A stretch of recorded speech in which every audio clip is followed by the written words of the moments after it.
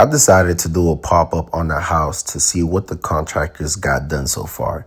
And these busters ain't do nothing. I paid these fools over $10,000 3 weeks ago. And the only thing they did was pump out some water. But I wasn't going to make my trip for nothing, so I decided to clean up. It was pretty hard to clean up simply because there was so much staples in the ground because the house is to be filled with carpet.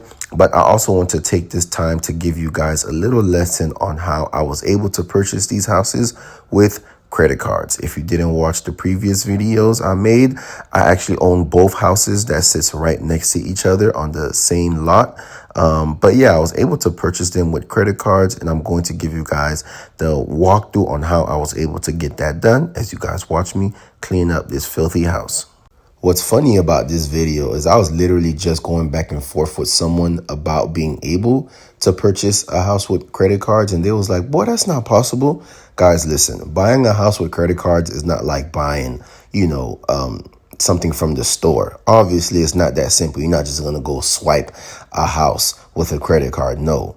The first thing you have to do is make sure you have good credit, which is why I really love the fact that I got into the credit repair space, because it taught me so much. Like, I learned so many things when it comes to credit in general, simply because I got into doing credit repair.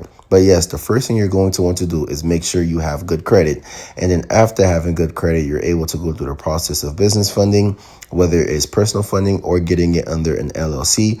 I would advise getting it under an LLC because business credit cards typically give you higher limits. Now, once you get approved for the cards, whether it's personal or business, you then figure out a way to liquidate them.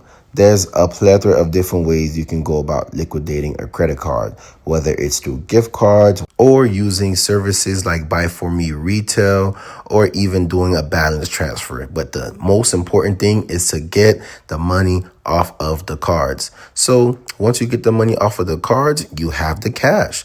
Now, this is how the house looks after I'm done cleaning. I'm not going to lie. This house has so much potential. It's going to look phenomenal when we're done with it. But all in all, guys, yes, you can buy a house with credit cards. You just want to make sure you know what you're doing when it comes to investing, when it comes to buying, when it comes to eyeing out deals, so that you do not get into a whole bunch of debt and you don't really know what you're doing. So make sure you have someone that's guiding you through the process. If you have anybody that actually has houses, guys, don't go find a mentor that don't have no houses, that can't really take you through the process. Find a mentor that will take you through the process so that you do not mess up.